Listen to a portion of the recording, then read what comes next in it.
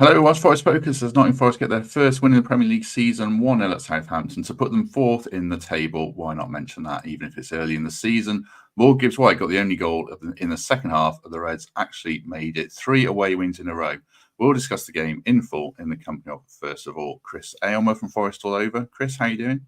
Great. It's funny you say 3 away wins in a row. I didn't even think about that. It technically is 3 away wins in a row, but it's first win, first away win, first clean sheet of the season. So we're all happy. Saturday night, delighted.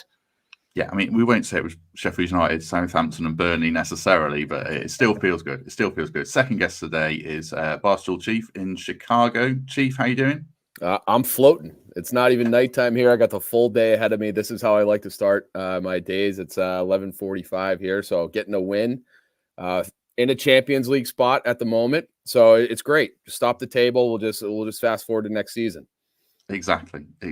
Well, we'll discuss the game in full. Like I say, I'll kick off with some stats just to show how dominant we were for those who believe in that stuff. They had 65% possession to our 35%, which was kind of how you expect it to go. But we had 23 shots to 5, 8 shots on target to 1. XG for believers, 2.31 versus 0.2. Felt like a really deserved win, Chris. What did you make of it in general? Do you know what? Really, really dominant first half performance with not much end product, which was slightly disappointing because then your heart rate goes up and you worry in the second half that things are going to fall away and Southampton will get a scrappy goal somewhere. But for the most part, when we went into the game, I was just sat there, relaxed for a change, just quite happy with our performance, quite happy with Nuno's in-game management, and just delighted to get a win, off the back of a week last week where we let Bournemouth back in the game and conceded late and could have had 3 points. To get a win today is massive, and to get your first away win on the board as well, it's just huge for confidence for the team. And as I mentioned before, clean sheet as well. I'm just very, very, very, very, very happy with the performance. And Southampton kind of came into the game scrappy. They were fouling us all over the place first half. There was yellow cards flying around. So for us to manage that well and not play into their hands was great. Yeah, delighted. This comment made me laugh. Sorry, I think it's from JJ. You have moved to the end of the start, boy. Chief noticed that you morphed into the Matrix. In Ireland. Yeah, it's just a dark room behind me with actual sunlight here, and if I open it up, it gets worse. I mean, no. Chief was saying to me I look like something in the Matrix earlier, but yeah. Sorry for the brightness. You're live from the International Space Station, is what it looks like. Yeah. Basically, having a bald head doesn't help because the light sort of bounces off. But yeah. Chief, you're watching in Chicago with a group of other guys you were saying who don't all support Forest, but it was interesting watching it with them. What did you make of it? I loved it. And when the lineup came out, I expected to see Ryan Yates slide in for Danilo. I thought he looked so great last week. When it was Anderson, it was like, okay, looks like they're going to be on the front foot maybe and kind of go for it. I thought they were going to play. You said earlier in the week that we might just kind of sit back, try to hit them on the counter, let them make mistakes. And that really wasn't the case. It was a Forest domination right from the opening whistle. Yeah, our first half approach really surprised me. The second half went how I thought it would go, and we were good in the second half. The first half really, really positive and really took it to them, which I really liked. Like Chief says with team selection, Chris, I thought Yates would start. Milenkovic Bolly was kind of 50-50. Do you give credit for Nuno for going for the slightly more attacking option in Anderson over Yates? And what did you make of that centre-half selection? Yeah, I think it's the right thing to do. I thought Anderson was going to start the season in the 8. I felt like today he was really good in the tackle, not only on the ball, turning out of trouble in the first half. I thought he was really, really good in the tackle. And there was a couple of good moments where they were trying to break and he stopped up play and he broke it up. I thought it was good team selection. The centre-back partnership, Milenkovic coming in. I think you said to me there on something the other day, Matt, you mentioned like Milenkovic can slot straight in. He's played 50 caps for Serbia and he's played 6 years for Fiorentina. So it was the right thing to do, throw him straight in, and we'll talk about him more later. He was brilliant today. I think Nuno got it right from the start, and I think Nuno did everything he could do to set the team up well first half. It was just a case of the players' end product and sort of scrappiness up top in the final third with Alanga and Hudson-Odoi getting doubled up by their defence, and maybe us missing a couple of chances, or our set pieces, offensive set pieces not being as good. But I think Nuno did well, good team selection, and it worked first half. It's not his fault we didn't put away the goals, No, we'll come on to the first half. We were really wasteful. Just sticking with Milenkovic, Chief. I mean, Elliot Anderson, I see he's getting quite a lot of love in the comments. Thought he had a really good game, controlled the ball well, but probably Elanga was good as well. But Milenkovic was probably my man of the match. Was he your standout player, or are you looking at someone else? No, I think it has to be him. I thought he was a wall back there. It seemed like he won every ball in the air. Probably could have had a goal on a set piece. So I thought he had a complete game, and he is as advertised. And if you look at what Forest really struggled at last year, it was balls in the air, set pieces, and it seemed like he really helped kind of shore up the defense. My favourite Milenkovic moment, Chris, was actually just feigning injury. He had cramp, but he made it look like he was, repeating poor Danilo there. That's a bit of street savvy that we've maybe lacked last season, and he adds something at the back. Leadership, is it? I guess I don't know. It's a combination of everything as well. And wasn't it just before that they chipped in a ball from a free kick and he'd got his head to it and cleared? I don't know if that was the move. It was that phase of play, yeah. That phase of play was good too.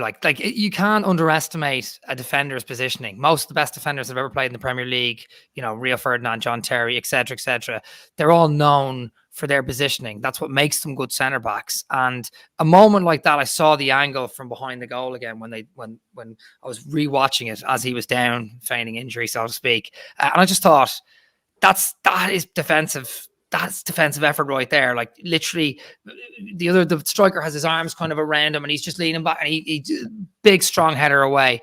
So he really impressed me. He impressed me in the big moments. Obviously, he missed sort of a semi-open goal there in the first half, which was poor, but he did what he was meant to do well. Defended really well, decent on the ball. Positioning is so underrated for defensive players, and his positioning was unbelievable today, and he was really, really good. He could have been man of the match. Great debut for him. Yeah, really good first half as well. I guess the only downside, Chief, was we probably could have gone in 2-0 up, 3-0 up even. We were good. We were just wasteful. Yeah, I'll settle for just being on the front foot and coming out for it. And I think the goals will come. I do believe in this attacking group. So I think it's coming, and it's just a matter of like having those chances consistently. It's like one of those like baseball analogies, just like do the right thing enough times, and eventually the numbers will go your way. So I was more focused on the habits than the finishing, and I really liked the way they played and they got the result. So Nuno and everyone else looks great. And then as the season goes along, I think the chemistry will build, and we'll be finishing those chances. I think so. I said it like at half time on Twitter. If we just keep playing the same way, it'll come. And the question was, can we? And we didn't really second half, Chris, but we were still good in a different way, were we? I felt like we were scrappy the first 10, 15 minutes of the second half. We were letting them into the game a bit more. We were losing those loose balls in the middle of the park. We weren't being savvy when we were getting out wide because we found more space, I felt, second half on both of the wings. But we just, that final product and that final ball and that knowing not to necessarily go forward all the time. Elanga had a couple of he had a bit of trouble on that right-hand side at times cutting in. He had one really good offensive dribble, and then there was another couple of times where he did it and he was losing the ball, and they were getting transitions, and it was difficult for us. So I felt like we were a bit scrappy first 10, 15 minutes, but then we got hold of the game. And the next 10, 15 minutes, the momentum swayed back to us. And I felt Nuno's in-game management at that point in terms of getting Sangare off when he needed to. Like Sangare had a good first half, but second half, he was on a yellow card. He was giving away free kicks. He wasn't getting to loose balls. And I think that was kind of the moment where, you needed some in-game management, and even you, me, everyone was screaming for it, and he did it. And I thought he didn't pull the parachute and hit the panic button, but he made substitutes at the right time. So we did get hold of the second half, but initially when we started a bit sluggish out the blocks, which hopefully will solve, because those first 15 minutes are really, really crucial in the second half of any game.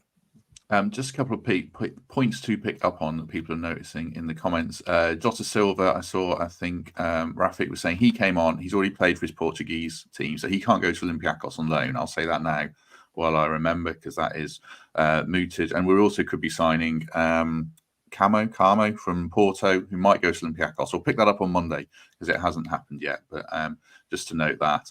And there was a second point that I wanted to know, and now I can't see it, which always happens in these things. I'll come back to it. Something Chris said there, Chief, about this is a wider point about the team. Are we a little bit ruthless? And this is lacking ruthlessness, sorry. This is a wider universal sporting point that probably the top teams are ruthless. And that's another thing in our development longer term, do you think? Yeah, I think we saw it at times today, and I think you see it from certain players. I think Milenkovic has some of that. Yates, he certainly does. Like, he came in, and the game felt safer when they made that switch, and he had to dribble down to his own corner. He's tugging at the guy's shirt. He's all over him, and then he takes the foul. And it was like that to me, like, took the air out of the game. It kind of gave momentum back to Forest. And it's like you need the smart plays, and you need the moments with, I thought Gibbs-White did a great job of this, where he was winning those second balls. I thought he defended pretty well when asked to do so. So, yeah, I think that there is a little bit of that killer instinct that might be missing, where it's like, hey, we got one, let's go get another one, put this game on ice. And they just didn't quite do that today. So that's a room for improvement for sure. Yeah, but we won, and we'll probably develop that point further. This was the other point about Ramon Sosa. He trained, so I don't know what happened. Maybe he's just not deemed match fit yet. So another one. We've got Newcastle in the cup, and we'll touch on that at the end. But maybe he comes back into it. Just going back to the midfield discussion, because Chief raises a good point about Ryan Yates. I thought he was really good when he came on. What do you make of Sangare, Chris? Good first half, but the yellow card seemed to throw him. I thought he just went a little bit to pieces. Is that a challenge of playing 6 in the Premier League when players are swarming you and you can't, one error and you could be off? He seems to fade in the final third of games, I find, or even I felt like even last week he had a great first half, and then second half he kind of just like faded a little bit into the background, and it felt like he was getting tired, which is fine. You can have a 6 do a really good job for 65 minutes and then bring on a Ryan Yates. So like, I'm fine with it, but he did fade, and there was a moment in that second half, maybe for about 5 minutes, where he just kept giving away free kicks, and everything he seemed to do wasn't working. So yeah, look, I don't think it's a worry. I wouldn't be worried about it. I think I'd like to see 70, 80 minutes from him. I'd like to see a whole game from him, but it's good to have him to come in first half. He starts games really well. I just need to see him be a bit quicker on the ball in second half. He just feels a bit sluggish and tired, and I think for that matter of fact, Dominguez, when he came on, a similar problem. He came off the bench and couldn't get into rhythm. He seems to start games better than he comes off the bench with. So I don't know. I'm not too worried about it. Like, that's going to happen. Players are going to have those moments in games, and Nuno made the right sub. So I'm happy enough with it. Also, there was a couple of nice defensive headers that he made from set pieces. Sangare, first half particularly, I noticed he was right there. We need that. Like, we can't just be relying on our tall centre back Milenkovic to get rid of the ball. Like, we need people like Wood or Sangare to be back there. And he did do stuff in the game that not necessarily everyone would notice. So look, I felt like it was a reasonably good game, but it was time for him to come off. Yeah, good first half, I thought. Solid first half. And this is a side tangent. The youth who came on for Southampton, is it Dibbling? He was absolutely sensational. Yeah. He was really 18. He gave Dominguez a tough time. I thought Dominguez was fine when he came on, but the kid had his number. So yeah, that's just a side tangent. What's your take on Sangare's second season, Chief? Now we're seeing a bit more of him. It's a little Jekyll and Hyde.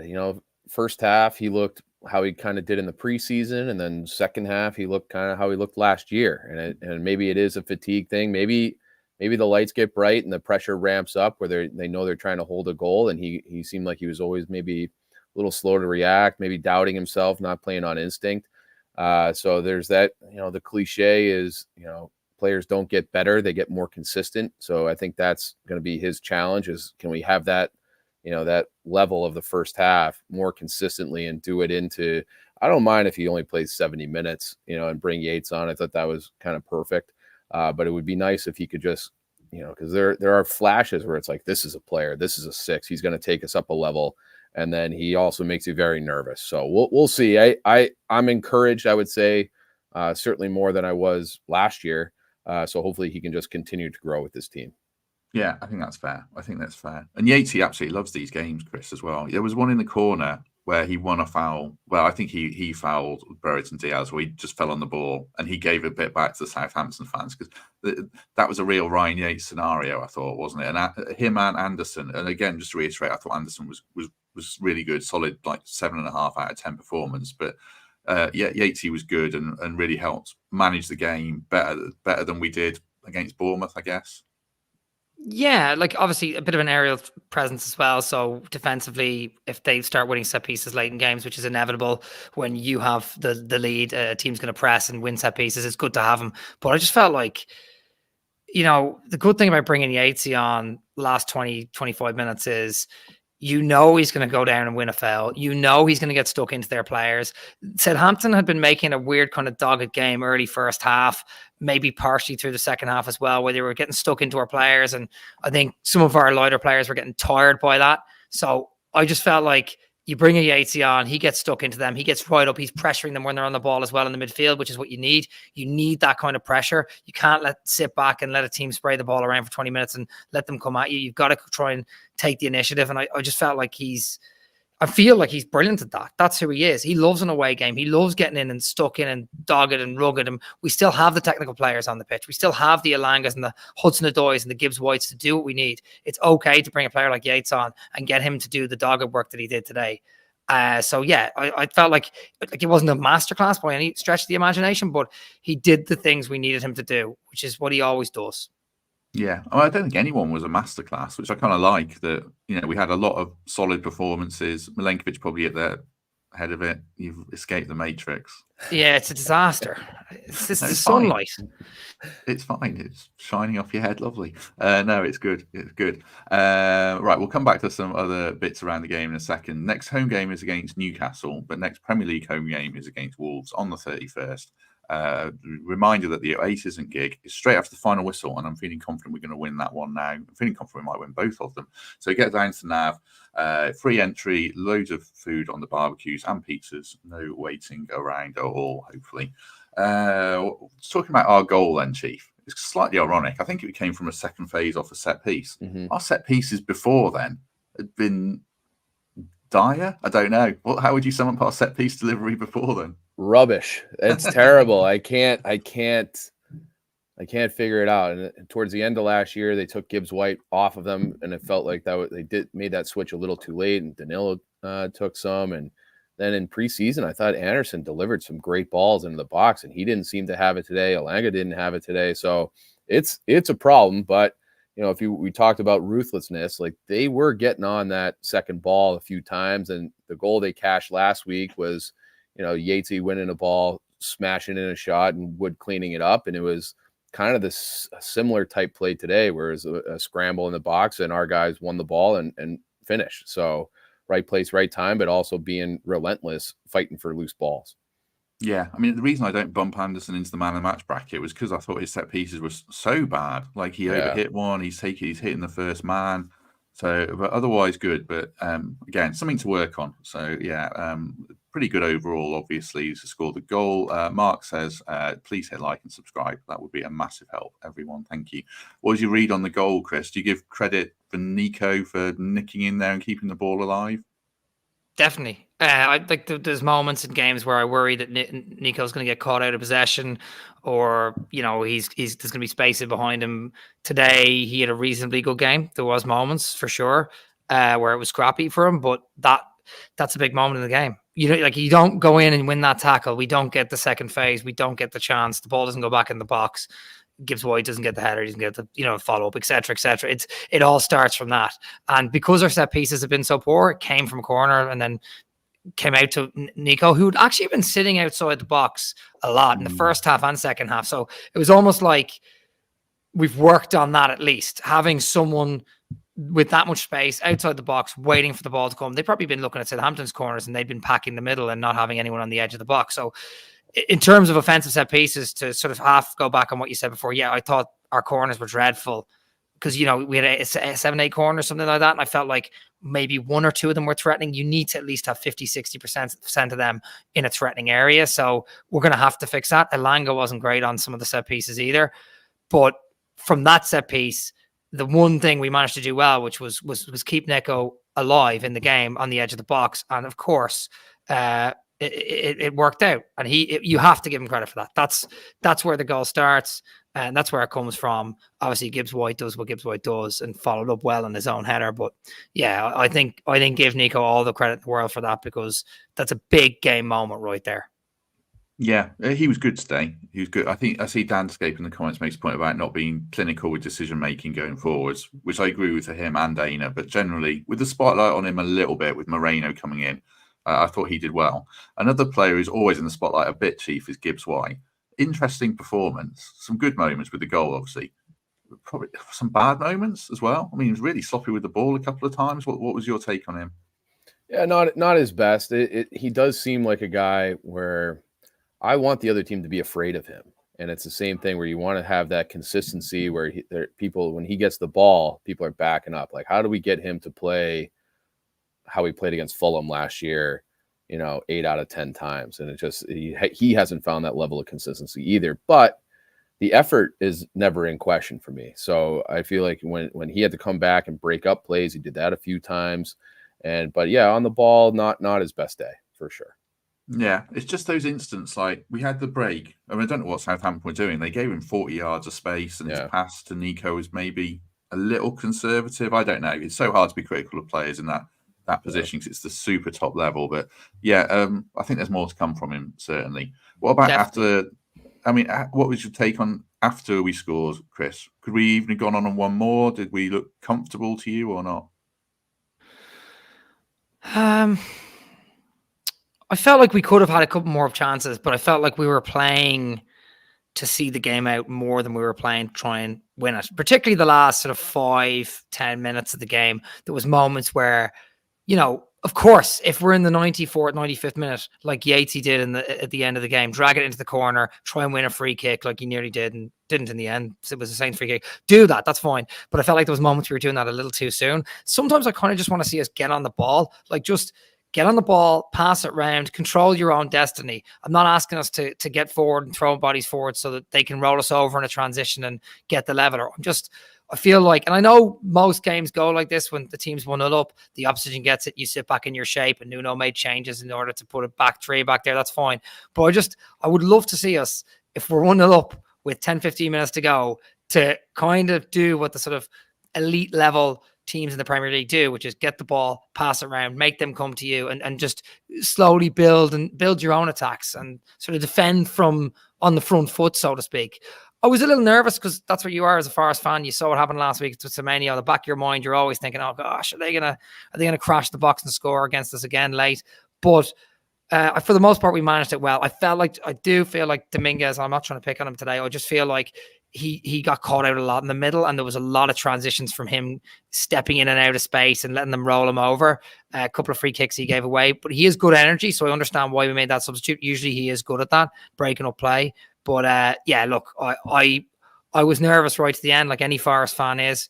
But we handled it well. And it's good to kind of come through those tests as well. I find it's good to get a test like that, come through it, come out the other side and go, right, we can hold on to wins. We're not going to be undone easily at the end, Is that the thing as well, Chief? Because I don't think, like, Southampton aren't the best team we play. In fact, if on the basis of that, they might be the worst team we play. I don't know. But actually, this is another thing that translates across all sports. Once you get a win like that, you can do it. And maybe it creates you doing that 3, 4, 5 more times, hopefully. Yeah, and that's another area for Forest to improve over the last couple of years. They gave away more points from winning positions, I think, than anybody else. So being able to, put the game on ice, and I would have loved to have a second goal. I feel like Elanga had one on a break. I think this is one where he kind of shot it right at the goalkeeper after he cut inside. He was cutting inside a lot today, I felt like, more so than usually he kind of sprints wide to the right, and but we didn't see that much of that today. But yeah, certainly. And I think that's growth and maturity and maybe comfortability now with Nuno, where it's like, all right, like everybody kind of knows their role, knows their job, and we can kind of close out these games. So yeah, it was great to secure 3 points from a winning position when you were the dominant team today. So just take the 3 points and run it to the bank.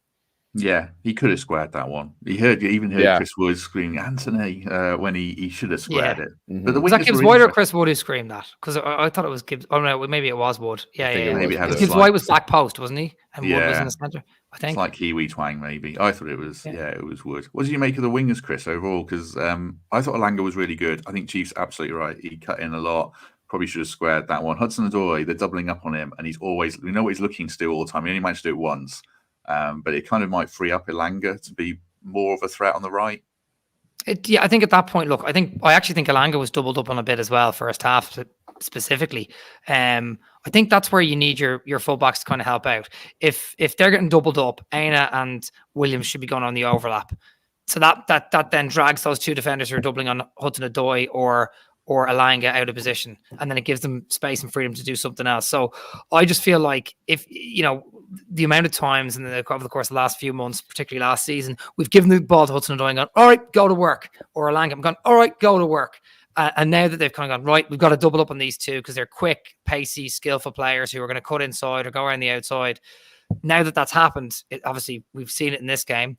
They planned for it. So you've got to have sort of a backup plan. And the backup plan is get your fullbacks forward on the overlap and worry them, get them going right down that byline, which I don't think we saw enough of today, if I'm honest with you. Mixed comments on Taiwo in the chat as well, Chief. Some people saying he looked really sharp when he came on, some saying he looked half fit. I was kind of in the middle. What do you see in him right now? Yeah, I thought it was both. I thought there was one time where there was a clearance and it was a free ball, and you could tell Elanga was running on fumes, and it was like, Big T, man, like go get that ball.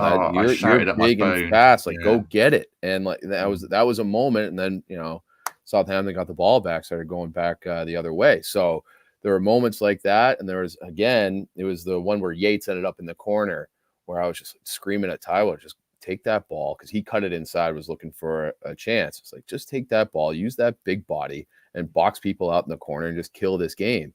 So there were a few moments, but I do think that he brings that raw athletic presence that is so dangerous that I Wood has earned his shirt with his time here. But as soon as Taiwo, if they deem him ready to go and start, I do think Forest is a better team with 70 minutes of Taiwo than Chris Wood. So I hope he can stay healthy and they ease him back in, especially if this Nketiah deal doesn't get over the line. So I love Taiwo. I thought he had his moments today, but he always leaves you wanting a little bit more. And some of it might have just been decision making and being able to read the game, because Elanga was never going to get to that ball. I think that was in like the 93rd minute or something like that. So. Yeah, I know the one you're referencing, and I totally agree. I think it was even the 97th minute. It might have been. It was super late in the game, and that had me shouting at him. Yeah, I know what you mean, and I agree. I'm still totally on board with Taiwo. I feel that he looks like he's making progress, but Chris Wood was good, and you mentioned Nketiah there. Slight, maybe spanner in the works, because Gabriel Jesus is out, and it says on the Arsenal official Twitter, slight groin issue. Nketiah's on the bench, I think, as Simon says in the chat. So hopefully that doesn't scupper things. We'll kind of monitor that through the week. We'll come on to transfer shortly. Just get your take on the final couple of minutes, Chief. In terms of nerves, I think Chris is a nervous watcher of football in general. I was more chilled out than I was with the Bournemouth game because I didn't see Southampton carrying a threat, which I know is always a dangerous point of view. But how were you feeling just in the final few minutes? Oh, my knuckles were white. I was gripping the couch, gripping the table. I had a water bottle ready to throw. I was like, all right, I got to be ready to be angry here. So, I don't know if until they're up 2 in the last minute, I don't think I'll ever really feel safe. So it was a very nervous, and they defended, I thought, very well today. I love the substitution going to a back 5 there, but no, I did not feel comfortable. They slid one across, the 6-yard box there, where it was like, oh, he could have nicked that one and gotten the deflection into the goal. So I was very nervous until the whistle blew. That's a very fair point about the cross. What did you make of Nuno's game management this game, Chris?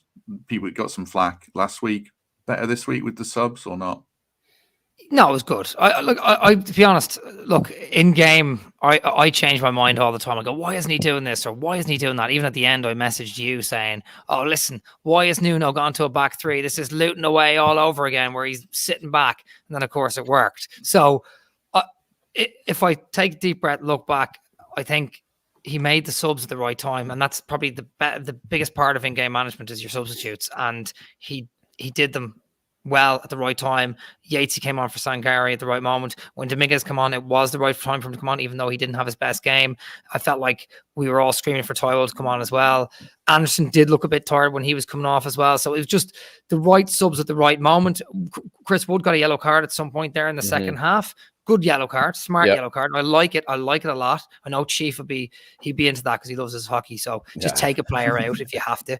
But so I felt like Chris Wood could have come off 5 minutes later and he didn't. He left them on, knowing that he's experienced enough not to make another stupid tackle, and it was just a strategic tackle. So there was lots to like about his substitutes, his timing of them, and his in-game management in general was pretty good.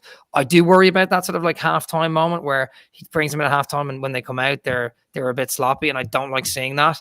That does seem to happen to us a lot under Nuno. So we'll have to figure that out and manage it. But for the most part, he did everything right. And, we've just come off the back of losing our number 8 last week in Danilo. Alanga and Aina, he'd have to monitor their fitness as well because they came off in the second half last week. So how he sort of mapped it out today was really good. And he deserves credit because we will go at him if we drew that game 1-1 today. But we have to give him credit for going away and getting a scrappy 1-0 win at Saints, their first home game in the Premier League this season. And I think it's much more comfortable to go to a back 3 when it's Bolly coming in. So then you have, as opposed to Amabalotelli or whoever that was in that rotation last year, where it's like, all right, we got a veteran guy who's good in the air, put him next to Milenkovic, next to Murillo, and let's close this game out. So I think the business this year has been, it seems like they address a lot of areas. And you're talking about, using the wingbacks. It feels like that's where Moreno is going to slot in. So when you have, that's going to be a weapon when Hudson-Odoi checks in and you got to worry about Moreno breaking to the byline.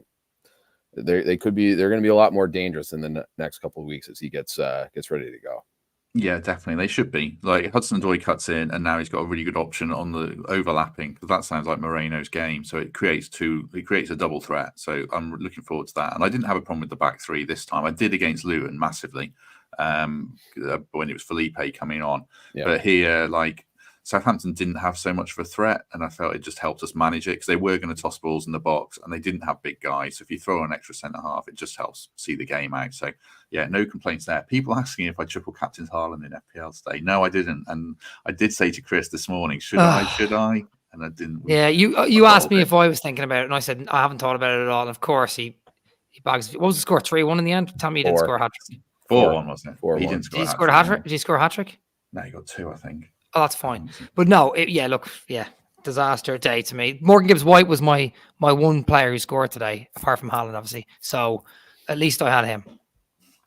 Shout out to Joe, who went to the game. I think this might have been his first away game, and he got his GCSE results this week, and they were really good. So a good week all round for Joe, who went with Robbo, is a genius.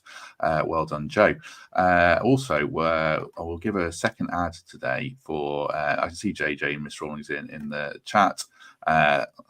He's the most ridiculous ad read here. But this is what he wants me to say. Heavy Metal Football have their begging bowl out as the person who runs it has unfortunately been made redundant from their job. So therefore, they need to get selling some shirts. They turn a negative into a positive by giving you 20% off your order with the code redundant at heavymetalfootball.co.uk. So if you're looking to buy any Forest merch, then get on that website, heavymetalfootball.co.uk. That's the code for you. Modeled by Ruby Naylor on screen for those watching on YouTube. And JJ did that design for the thumbnail as well, which is really good. So if you're looking for a designer, he's your man as well. They ship to the US? Yeah, I think so. Okay, I'll get on that 20%. Yes. Yeah. I was going to say, just that T-shirt there that was being modeled by Ruby there on the advert. I saw loads of that last week, actually, when I was at the Forest home game. It's a class T-shirt. I actually want one. I've been reaching out to JJ separately for it. He doesn't want me to pay for it, but I am going to pay for it. And I don't want 20% off, but I want that T-shirt. So, yeah, there you go. It was. I saw someone sporting it at our members' barbecue as well recently, so that's a good seller. And I've got another slide for a different later in the week with a couple more. So there's loads of them certainly. Let's look ahead to the rest of the week then, unless anyone's got any final thoughts on the game. Anyone want to chip in anything on the match, or we look forwards? Chief, do you have anything to say? No, I mean I do. I just love Ryan Yates. He is. You mentioned the hockey comment before. If he were born here or in Canada, he would be a hockey player. He's such a little rat. Like I love the way he competes and everything he does. So I know he's going to have a big role in this team, and he did it perfectly today, did it perfectly last week. Part of me just thinks that it's an intangible, but they are a slightly better team, a safer team when he's out there. Correction, Haaland did get a hat-trick today. Yeah, I thought he had the fourth. I wasn't going to say it if I didn't know, but I thought he had the fourth. Didn't want to break his heart. I think you should, because of that, now you should have to go back to the space station if you can because of that. Go dark. Go on. What I was going to say, just one more thing about the game. So Chiefs singles out Ryan Yates. Gibbs-White didn't have his best game today, but he came up big. Mm-hmm. And he followed in the second ball. He got up for the header and then got in for his second ball himself to score the goal. Gibbs-White does that. I put him in my fantasy football team because I said to Matt beforehand, you know what? Gibbs-White got 10 assists, 5 goals last season. Over the course of a season, he'll get like 1 goal or assist every second game minimum. And he came up big today. So despite, there was a couple of really nice moments from him and obviously other sloppy moments, but for the most part, you have to give him credit. He was there for that goal when our forwards or wingers couldn't necessarily put it away. So I just want to put that out there, a little bit of a caveat on his performance that he won't be happy with, but overall, he's the man who came up big late. So I love the celebration as well. I think I'm duty bound to put super chats on the screen. So where's it gone? Hang on one second. There it is. Thanks very much to Miss Florian Podcast for giving me another 30 quid because I didn't charge him for both ads, but he's given me the money anyway, which is very generous, and you didn't need to do that. So thank you. So buy some more shirts, people. That would make a big difference. Lots of orders, please. Right, let's look ahead to the next week or so. We've got some big games coming up. We've got a bit of time left in the transfer window. We're 4th in the Premier League as it stands. So Champions League. Champions League, here we come. So it's worth putting that up just for now. Like I say, Newcastle and Wolves coming up, and the transfer deadline, Chief, on Friday. It feels like a big week in the context of the season. If we, particularly on the transfer front, if we smash this week, then it could set us in good stead. Yeah, I've talked myself into Nketiah. Dan White, who's Forest, New Jersey now, he sent me this thread about Nketiah's movement, and all I could think about was what that would mean for Morgan Gibbs-White. If you had a guy that can move and they can develop that chemistry, you talked about the 5 goals and 10 assists, and I think that he would help unlock Morgan's true potential. So I really want that now. I really hope that doesn't fall apart at the deadline.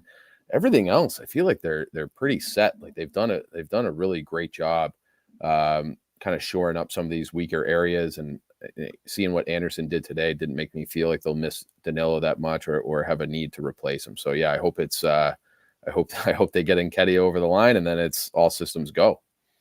Yeah, I agree. I just like one striker, one signing away makes it like a really big window. I mean, it's been a really good window already, Chris, I think, just by virtue of not losing Gibbs-White and Murillo. We've added some depth, just that one player, whether it's Nketiah. I know people have got their doubts about him, but someone who can probably take us to a slightly higher level in the starting 11, and then it's a fantastic window. But what are you hoping for this week? Yeah, that's the same thing. I mean, I worry based on sort of what happened with Danilo, obviously, last week. I worry about the midfield a little bit. Dominguez will come good. I'm sure of it. And Anderson obviously did come good today. So hopefully those two can cover that position for now. And Yates, he obviously played a bit of it last week. I would love another midfielder just in case.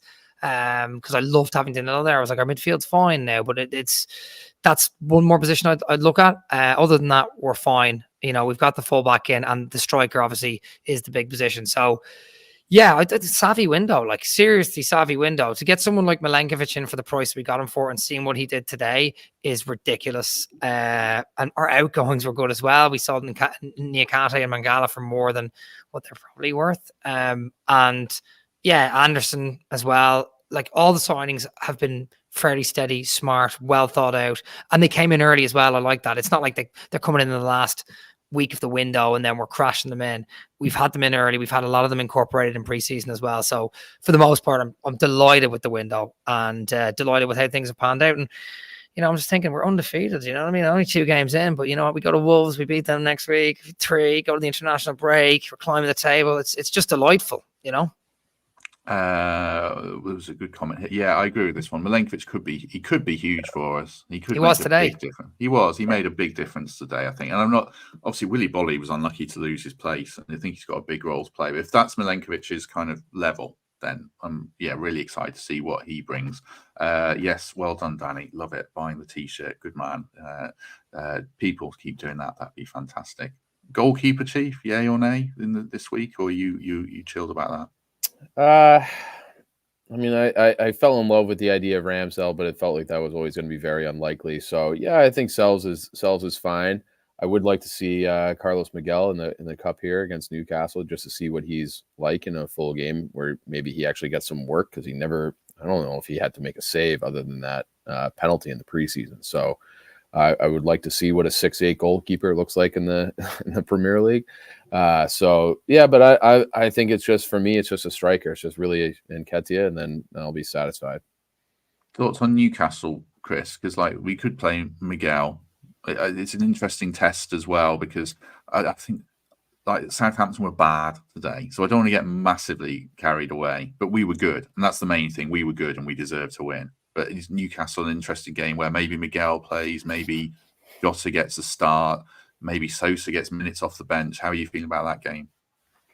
Yeah, I think we've got to experiment a little bit, don't we? I'm not saying the cup isn't important. It is. We've done well in the cup, notoriously, over the last couple of years. FA Cup quarterfinal, League Cup semi-final. But I do want to see us experiment a little bit. And I also don't want us to do anything too rash in terms of trying to play our full starting team, purely because we've seen what happened last week. We had a couple of injury scares with Aina. A couple of times today, even a little bit as well. And I want to keep our team fit for the Wolves game, and then after the international break as well, hopefully. So yeah, I think I would start Miguel. Yeah. And I think Sells has done all right, by the way. I think he's done perfectly okay, but I would start Miguel. I would experiment a little bit. I would wrap a couple of our key players in cotton wool, let them rest during the week, and see how we come out of Wednesday's challenge. Just before we go or start to wrap up, do us a favor if you haven't already. There's 500 people watching, so hit like on this video. I know I say literally every video, but it does make a big difference. The more likes there are, the more people see it. Do subscribe and do consider becoming a channel member. I've got a random quiz question, not a quiz question, an opinion question. I'll throw at Chief shortly. But any final words? Anything you want to say before we wrap up, Chief? No, I said I would be fine with 5 points to start these first 3 games, and now it feels we're basically there. Get all 3 against Wolves, and it feels like we're not going to be just holding on for dear life with this team, because it seems like they did sensible business. I like the depth. I like the options. I'm the most optimistic I've been really about any team in my life in a long time. So I'm feeling good about Forest. Just seen Wolves are playing. Yeah, Wolves are playing tomorrow, so we probably can't look into that. They've got Chelsea at home, which is an interesting game. Would you play Moreno? Sorry, I'll ask you guys. Would you play Moreno on Tuesday against Newcastle? I'm not checked if he's had a full preseason. If he has, then I think I would. I'd give him a start and give him 60 minutes. If he hasn't, I'd give him 30 minutes, and maybe he starts after the international break. What about you, Chris? I'd probably give him some minutes, but I would start probably Toffolo left back. Keep Aina off for now, and maybe start Williams and then get Moreira on after 60 minutes.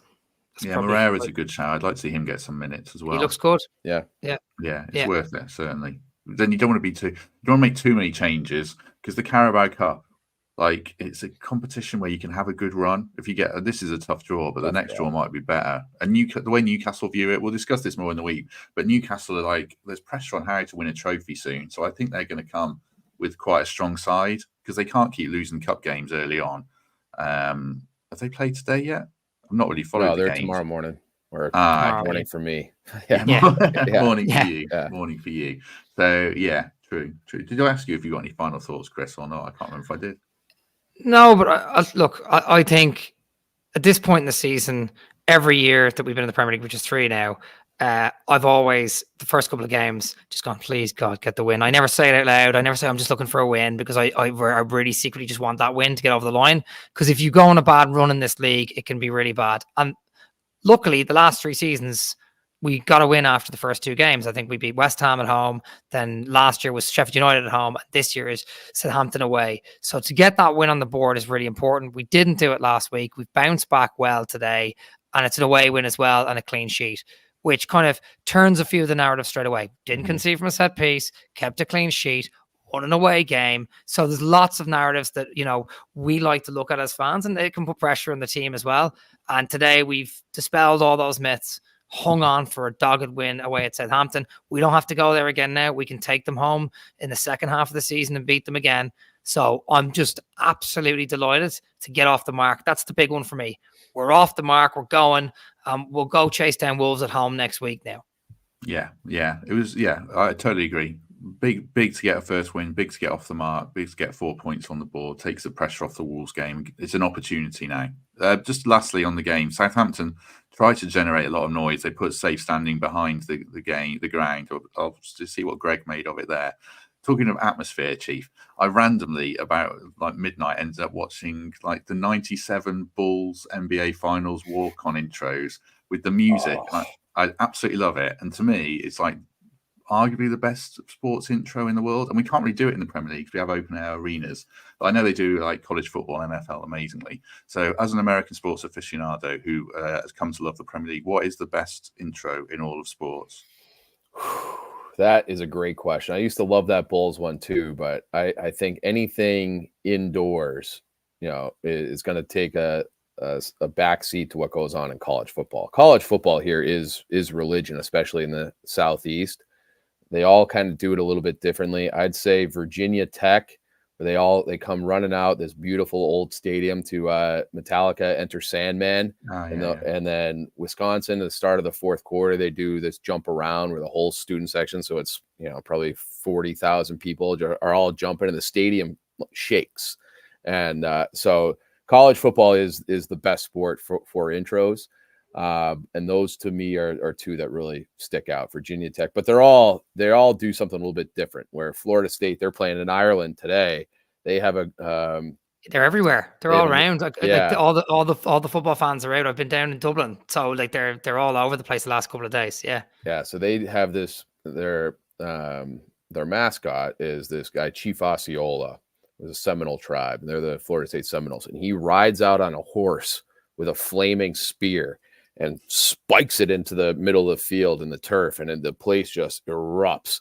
So their college football is that will suck anybody in. If you start watching and paying attention to the pre-games and the passion, and they got the student band going, it is incredible, and there's nothing else like it.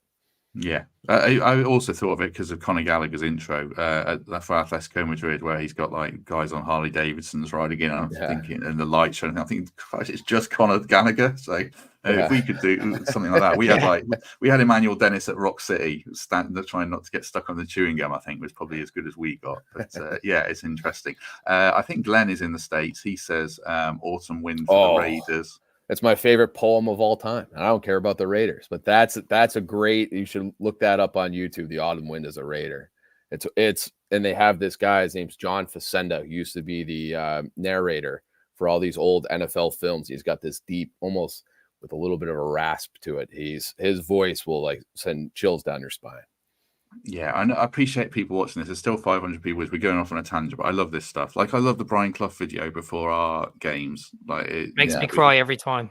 Weirdly, does. Like it makes me. I'd sit in the stadium. I was with my wife when I went to the Premier League game against Chelsea a couple of years ago, and she's filming me, and I'm like, please stop, because I don't know why it makes me cry every time. The way in which it's put together with the Robin Hood, and then the end, where it has that bookend of, hoping anybody's not stupid enough to write us off. It's just, Wembley, that was played as well. Oh, yeah, that's class.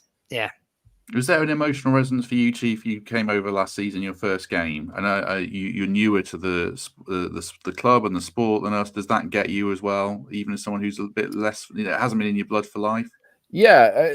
Obviously, I know who Brian Clough is, and I've done like the deep dive into, I believe in miracles and the history of Forest. It's probably different than you guys, but it's impossible not to get caught up in it when when everybody starts singing, and that is something that is totally unique about the Premier League versus American sports. There's a lot of distractions. There's a lot of stoppages, a lot of whistles. And, especially baseball, like you'll be having a full conversation and be like, oh, 3 innings went by and I wasn't paying attention.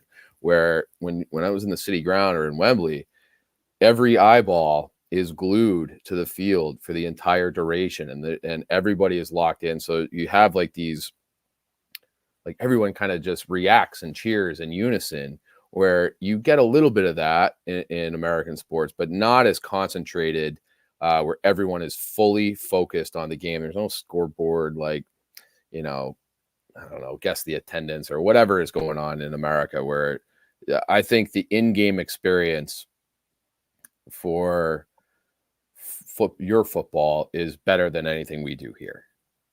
Let's mop up the comments just before we go as well. Victoria's a Notre Dame alumni, so she's on board with that. Who are the Tar Heels? I don't know who that is. North Carolina. Okay, cool. Yep. Cool. And Fargo DeVille says he's got family in Dublin, Swords and Portmarnock. Is that anywhere near you, Chris? No, that's their side. But no, it's cool. It's a nice spot. Portmarnock Strand out there as well. It's lovely. Yeah, fair play. Anyone in Dublin, legend. Excellent. Clemson. Is that Tigers? That's a great one too. So they ride their buses around the stadium, and then so you have 85 to 100 guys on a college football team.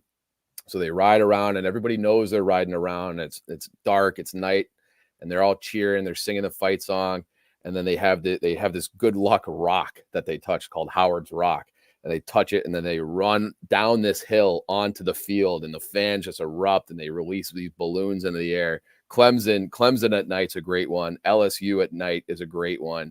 So if you're interested in college football, I feel like the time difference really makes it difficult for you guys. But college football, the traditions in college football are spectacular. I found my YouTube rabbit hole tonight. Appreciate people joining. That was about a 10-minute tangent. That's one of our strangest tangents. Good though. It was good. It was good. And I love, like I say, I love that stuff. The American ambassador on the show. Good tangent. Yeah. It was a good tangent. Right. We shall be back. We've got a really busy week ahead. Monday with Kelvin and Greg and maybe Mark mopping up this game, looking ahead to the rest of the week. Whatever is the transfer-wise discussed, there's always fresh stuff. So looking forward to that. Tuesday, Newcastle match preview and Newcastle opposition preview. Wednesday, Newcastle post-match. Thursday, Wolves preview and general transfer stuff. Friday, Wolves opposition preview. And then we'll go maybe 2 or 3 hours for transfer deadline day, see what happens there. And then Saturday, Wolves post-match. So loads. You're a busy boy. Wow. You're a busy boy, Matt Davies. Barely get 1 or 2 out a week. You've got 7 or 8 in a couple of days. Yeah, I think this is number 9 this week or something. Put the coffee on now. Put the coffee on. I shall. Right, gents, really enjoyed that. Thanks for everyone in the chat as well. Good to have your company for 50 minutes. Good to enjoy a win. Makes the whole weekend, makes the whole world a better place when Nottingham Forest win. So really enjoyed that. Chief, thank you very much. Anytime. Thanks for having me. No, a pleasure. Chris Aylmer, thank you very much. Appreciate it. Thanks for having me. Good to be on with Chief. Good to have our first win of the season. Exactly. Have a good weekend, everyone. If we don't see you on Monday, then we shall see you soon.